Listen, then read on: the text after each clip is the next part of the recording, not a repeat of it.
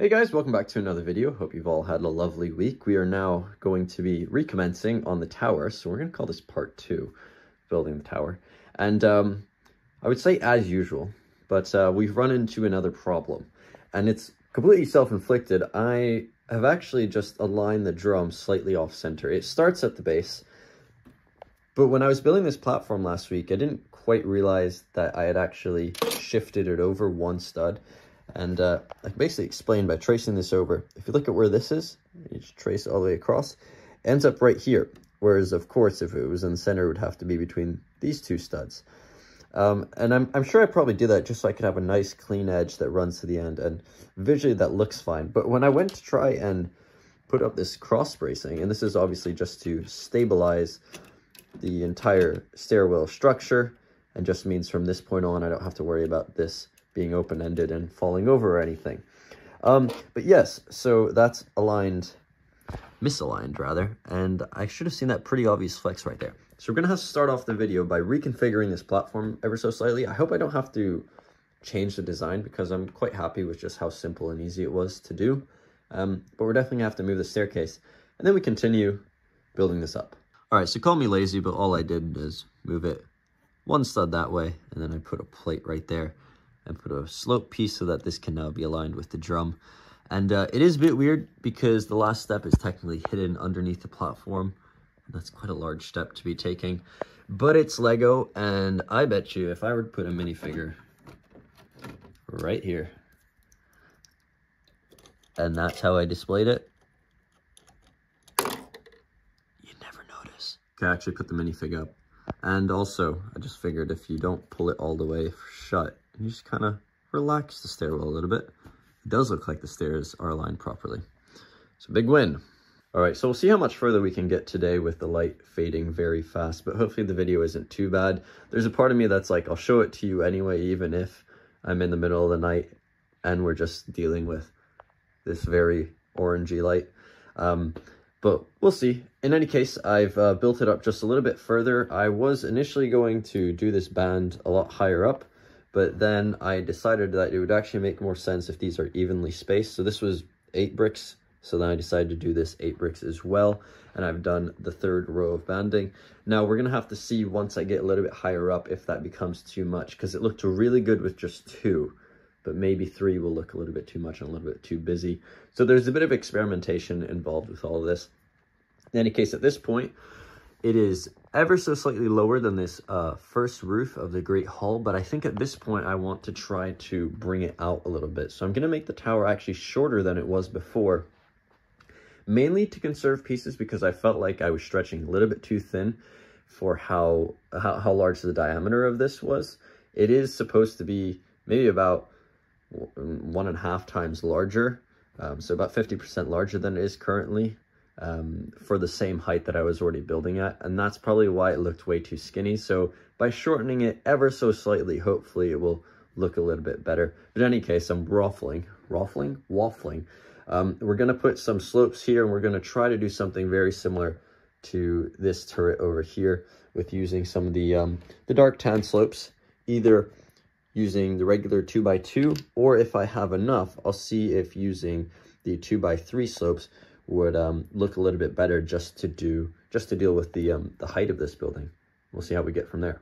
All right, so we've got quite a few things to talk about this early in the video. I've gone ahead and placed the roof very tentatively on top of the tower. It is balancing as an act of sheer will. If I knock anything on the table, it's gonna fall and crash into a bunch of pieces. Now, okay, what it's sitting at right now is probably about 3 to 5 bricks shorter than the original height. By the original height, I mean of the previous version of the tower. And I was just putting it there to get an idea if this height would actually work in comparison to the rest of Hogwarts, because it is technically supposed to be the tallest building in the castle, and the astronomy tower, which is that one back there, is supposed to be quite a close second. Now I basically have it flipped right now, and based on the fact that that's a sand green topper, it makes the roof look like it ends right there as opposed to up there. And I'll be honest, I'm not entirely against the current height. It's a decent bit shorter than it was, visually at least, but I don't think it doesn't work. When you look at the scale of the castle, it it feels like it's on the same plane together. And that might also be because of the added detail we've put in the last 2 episodes. But we're going to work, at least tentatively, with the idea of keeping the roof at this height. Now, the roof will need a lot of work because it's extremely unstable. You can see it wobbling already. It's unstable. All the pieces are hooked on just by jumper plates and stuff, so it will really need to be held together properly, just because I want to have a sound structure if I'm going to be doing this.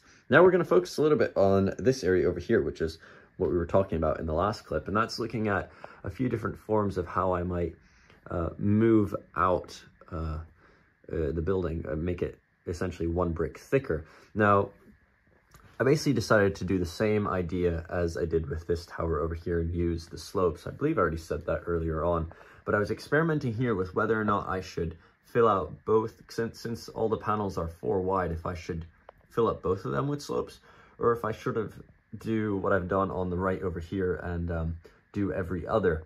And the idea of doing this one here is it leaves the gaps, and that's kind of how typical castles and such just usually look like. But because I've got this paneled system, this is really the only way I can do it, unless I center them as well, but that might look a little bit weirder. Now, I'm quite happy with how this looks. It works fine, but it's a lot plainer. I think I'm just going to have to try both of them completely, and then if I don't like either one of them, I'll go with my gut. The thing, unfortunately, I don't like is this 3rd banding up here. Now, I did think that when I put it up there, that it might become a little bit too busy, and I just don't think it entirely works because it becomes way too busy right here. We've got 1, 2, 3, and then almost immediately above it, we have a new detail that's coming in with thickening of the tower. So I'm going to get rid of that 3rd band and show you this view again and see if it looks any better, any cleaner, and then we'll go from there. Okay, so in the meantime, I actually didn't go with A or B. I came up with another option C, of course. After a little bit of digging around online, I decided to research a little bit into how others have built Lego castles. There's quite a lot of mock builders that ventured into the castle theme. Obviously, those are all light gray, but the principles still apply. And actually, what I came across is doing a little design like this, which I'm sure many of you will have seen before. It's using 2 1x2 inverted arches, or sorry, not arches, slopes, and then doing a 1x4 arch on the front. And it actually looks a lot better than any of the previous designs I'd come up with. Now, it doesn't necessarily match this, which is what the original thinking was. But then again, this is supposed to be the standout tower, so I'm okay with it looking a little bit different. Another thing that I did was, in order to not get it too clustered with the band down here, I've just added another row of panels. So if I come around the inside, you can hopefully see I've added another row right there that lifts it up 2 more bricks, and I think that amount of spacing is enough for keeping the band in place, because it does look nice, but I thought it was too busy with the design I came up with. But by adding a little bit more to the height, which I'm willing to do, it does certainly work. So I'm going to tear this top bit down and apply this design. Hopefully I have enough pieces, because I am very, very short on some of them. We're going to do the entire top. One last thing that I have to mention, I'll have to go around the other side to show you, is these panel pieces, which I've made another slight mistake with. Now, it's not necessarily a mistake as such, but I only have a certain number of these panel pieces with a little window cut out in it. And with the placement that I put, it meant that because there's an opening on the back side, there would be a certain amount of panels missing. Now, in the first configuration, I had laid it out in such a way where there would normally be 2 in place of the opening, so I've saved 2 panels. But in doing this, I have now only got 1 panel where the opening would be, which means I was only saving 1, which means at the top, I was 1 panel short. So I've now got to take this row down and move the panels across so that they're here and here, so that I can get that 1 panel back so I can complete the top row. Unless that is, I dig around and I come across a miraculous last panel piece, which would save me a lot of time and effort. All right, so the main part of the tower, excluding the roof that is now complete. I have run a little bit short on some pieces around the back. Instead of these regular 1x4 arches, I've had to resort to just using some of these kind of curvy loop looking things. Don't even know the proper word for it. Some sort of modified brick. I do intend to replace them at some point, but I'm missing 4 of those 1x4 arches that you can see pretty much everywhere in the mock except for where I need them. In any case, I'm rambling.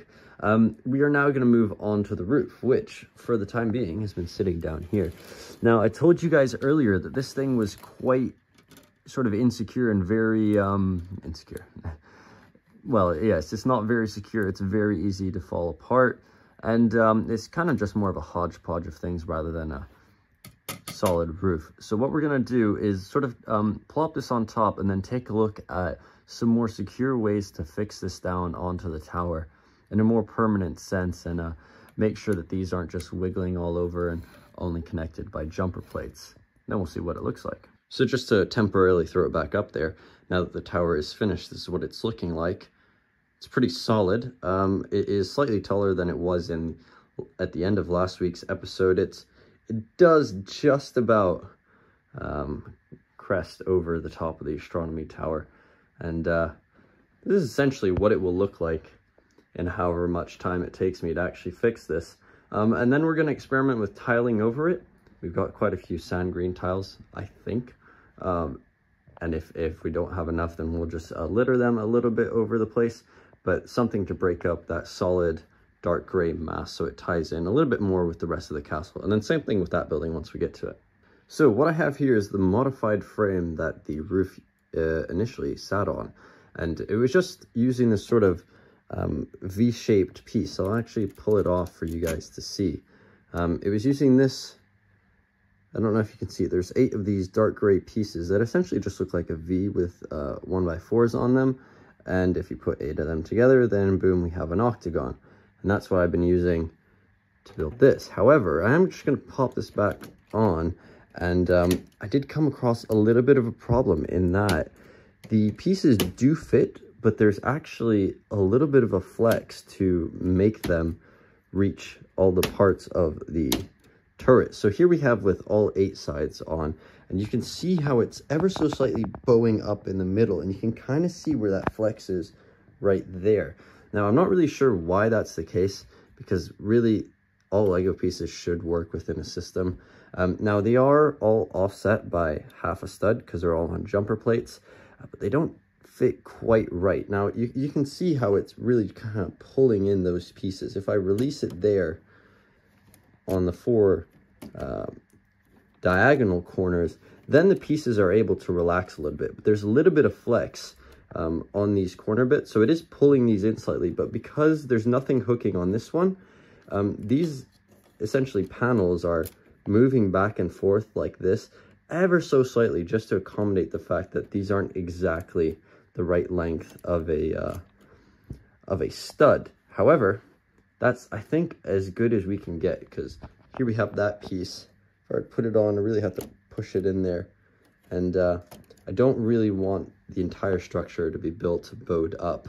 I might take a very quick look at figuring out how I could potentially solve this, but there's not much that we can do. Now, I think for the sake of simplicity, I'm actually going to get rid of the jumpers that are on all of the diagonal corners. So 1, 2, 3, 4. And it's just going to be connected up on the sides where it does line up with the studs. And like I said before, there is a little bit of flex going on, but it's ever so slight, and it's not enough to really affect things as much as when I connect this bit up. So I'm going to replace the jumper plates here with tiles, and then these edges are simply just going to sit.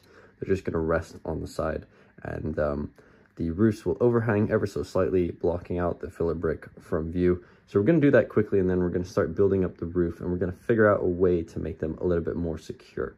All right, so after a while of playing back and forth with some of those pieces, especially just trying to figure out how on earth I can use these in a way where it doesn't cause any flex and actually lines up with the studs, I came up with this, which seemingly is a lot simpler and actually works. So I just took the same bracing system that I'd used down below because I knew it worked, and I made just a very simple cross right here in the middle, and this holds tight and it's not flexing at all. And then I thought, well, okay, if I can do that, surely I could do another one just angled 45 degrees from that and just slightly higher, so that obviously they're overlapping. And I've just put a simple jumper plate right there in the middle. And if all goes well, it should just line up and actually connect, and I'm not going to have any weird flex, which is what I did. So very simply put, those go on both sides, and that connects up right in the middle. And there we have a cross, well, an octagonal shape that now actually goes to all 4 edges, or all 8 edges, sorry, of the tower. And we can start building our roof on a secure platform. So I'm just going to finish building up this this little platform here and make sure it's all secure and tight, and then we'll figure out how we're gonna put the roof on above this. So I've been fiddling about with the roof for the last about 20 minutes or so, just trying to find a way in which I can get all of these wedge panels to line up where there isn't a huge gap in between it. And I would say I've done it as successfully as I probably can with the kind of limited form or complexity of the design that I've gone for, because I really don't want to overcomplicate it, because I'm not terribly good at this sort of stuff to begin with. The one issue that I assume you'll all notice is this huge gap. Now, the reason for that is because for them to all line up as closely as possible, I had to attach the hinges on the very bottom edge of the plates. The reason being is if you put the hinges somewhere up there, then you start getting bigger and bigger gaps, just because the angles between these wedges get bigger and bigger as well. So to have the sharpest angle, you have to mount it right at the bottom, but then that means that whatever you mount it on is below, because the actual hinge itself is basically below. And this is the frame that we've got in here that we were that I was showing you guys earlier. Now there's this bit in the center which is just a few door frames, and it's got this cylindrical cone sitting on top of it, and these are all just sort of resting gently against it. Now there are probably 2 ways to do this. I can either figure out a way to essentially just put another row of bricks and figure out some form to just cover up these and try to make them all tan, if that's even possible, because that's kind of unsightly. The other option is to fiddle around with mounting the hinges somewhere else along this entire edge, and in doing so, what that will mean is that I will then cover this area. Or the other option is to drop the plates so that they start down here somewhere, so below this line, and it completely covers up. Obviously that would be ideal, but in order to do that, it would kind of be going against what I just said earlier about having to mount the hinges a little bit higher up. So I might have to do a little bit of experimenting with this actual roof shape itself, extending it here at the bottom, seeing what I might have to do in order to cover this bit up. But I'll try both, and I'll see which one looks a little bit more appropriate, which ones are more feasible. There's a part of me that's thinking it's probably not the easiest to fiddle with the actual roof shape itself beyond this, because this works and I don't want to overcomplicate it. So we'll start with covering up the gaps that we see down here, maybe adding a little bit of embellishment so that it looks intentional as opposed to a cover-up job. All right, so there's been a little bit of fiddling back and forth with the actual roof itself, but the main idea that we ended up settling on was just covering up the bits with the hinges and such, and it was a little bit easier than I thought. I ended up going with this quite simple design of just putting a tile right here on a modified brick right there. So we're just covering that up essentially as such, and then we've put cheese slopes and these sort of curved, whatever you might want to call them, these other curved slopes, just so that the minimal gap that you see in between the roof and the actual building is covered up. And here is a prototype of my first attempts at sort of covering up all the dark gray with some sand green. And I've just been playing about. I've got a mix of plates, tiles, and some slopes to just figure out a way to make it look a little bit rough and ready. I do know that obviously it's a dark gray base, but I don't want to try to cover it up, if that makes any sense. I want it to look intentional, that half of it was left exposed. And then when you put it up on the roof, hopefully that now blends in a little bit better with the green that's up there to begin with. And once I do a few more, maybe we'll get a little bit better of an effect. And then when we come down to the bottom, you can see what it now looks like with the cheese slopes and curved slopes behind it and the tiles in front, how there's a much smaller gap. Unless you really look up like this, this is the main viewing angle, and it's definitely doing the job of covering up any noticeable gaps between the roof and the building. All right, so the roof is almost completely done, I would say 100%, except for the fact that when I come around this side, there's an entire panel missing, and that has been the case for the last few weeks. That's not a thing that I just lost suddenly. I've always had one open, and that's just so that I can get my hand and actually fiddle with things. But apart from that one piece, this is finished. They are just only holding on by the hinges, but now that I've put a bunch of tiles on it and just overall made the tower a little bit more secure, the hinges are all they need actually, because they're just leaning inwards, and I'm not really going to be knocking this very often, especially now that the center is more secure. Now, in terms of where the pieces for that last missing section goes, they're unfortunately being used in the astronomy tower right now. If I just come around, they're the perfect pieces that I need to actually complete this kind of odd curve that I've got over here, where it finishes up almost identically to the tower over there. I mean, it's the same concept at the end of the day.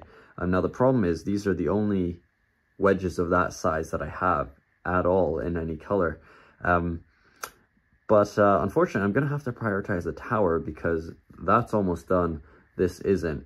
And hopefully what that'll mean is that in the coming weeks, I'll either have to reorder some of those pieces, or I will find another way to complete this little bit of the tower.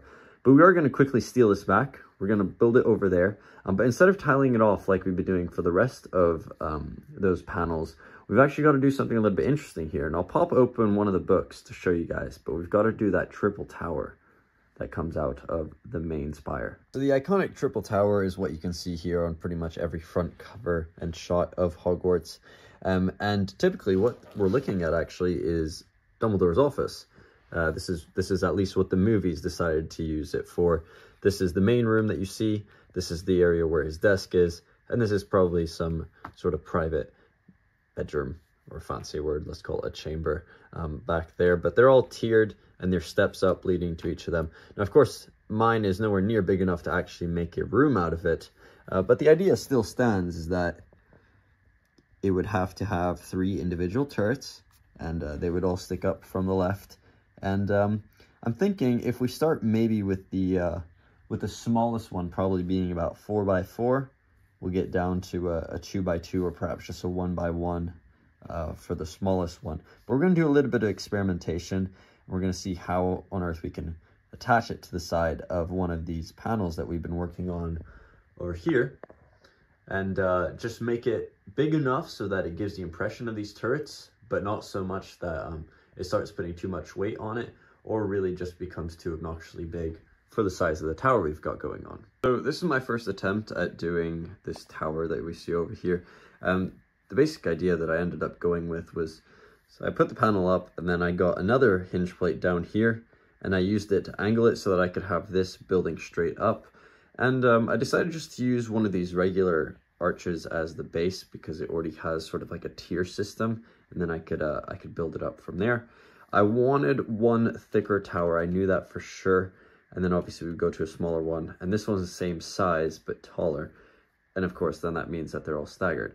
Now, taking a step back from it, it doesn't look too bad when you're just looking at it, but I do think there are quite a few things that we can improve with this, albeit very simple design at the moment. There's some kind of weird gaps that we've got going on here and here that I just kind of want to figure out, because it just gets to me, and I'd really like if it looks really nice and polished against the side of the spire roof.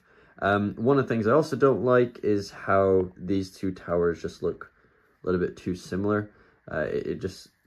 This and these two look like two separate things, and I'm not too keen on that. I think they also look a bit too tall in comparison, just based on where the roofs start. And I think we will just have to improve a little bit on the detail, just add a little bit more character going on there. But as a general investigation into how I can do this, it's going pretty good so far. We're gonna probably tear it down and rebuild it about 3 or 4 times, but we're gonna get there, and then I'll cut to once I've finished plating off the roof, or tiling it off as such, and have improved a design for that, and we'll give you a look of the completed spire. And so after about half an hour of work or so, we've got a finished little build here. I'm not exactly sure what to call this. We'll go with triple turret for now because it's just quite easy to say. Now, I wouldn't say I went overboard, but I did go quite insane with the amount of just parts and snot technique that I ended up using for such a small bit of the MOC that is. I mean, so there's the hinge brick, and I spent a little bit of time just figuring out interesting ways to cover that all up. We've got one of those curved tile pieces and, you know, a claw tooth plate sticking out, sloped tiles and all that. We've even got some here on the side just for some extra detail. I was really trying to just come up with anything and everything that would just add a little bit more flair to what could be very easily, well, a very simple design. I ended up shortening this first turret right here in order for these to not be as big. And actually, one of the ways that I visually made it look like these were slightly taller is that all three of the towers used to have the little bit on it on top and then the spire. But what that meant is that actually this one was the tallest of the three. So in fact, I just decided, you know what, no one's ever going to tell.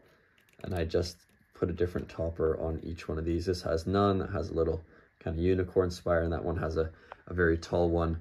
So that when you step back, you go, oh yeah, that one is definitely taller, even though they're all technically roughly the same height. And just taking a step back, I would say in comparison to the overall tower, it is overhanging a little bit more than I would have liked, but it did turn out really good, and I'm quite happy with it. Just a little bit of a going round the actual tower itself with all the tiles and plates. It does look a little bit busy compared to, I would say, this side of the castle where it's all very sleek and closed slopes and all that. This is definitely sticking out a little bit. But hopefully, once I do the astronomy tower in the same general aesthetic, it will kind of all tie in together. But I'm very glad with the amount of progress we were able to get done this week. We started part one in the previous video, working on the bottom and the base, which honestly was all just about kind of structure and figuring out how we wanted to build an interior. And then this upper half was just, how do you take something that can be very easily a boring cylinder and make it just a little bit more interesting? And then of course, working on this somewhat intricate roof up here. That's really the finishing piece, because without the roof, this tower can look very, very boring. And it is in fact just the tallest tower in the MOC. Here's just a quick comparison between the scale of a minifigure, just to get you guys an idea of how big this thing is. Not quite big enough to actually fit anyone inside, but still substantial. When you take a step back, it's definitely very, very clear. Somewhat like this larger one over there, but it was a necessary inclusion. I think you would have noticed if it wasn't there. But in any case, I hope you guys really enjoyed this video, and you'll stay tuned for next week where we do even more progress on Hogwarts.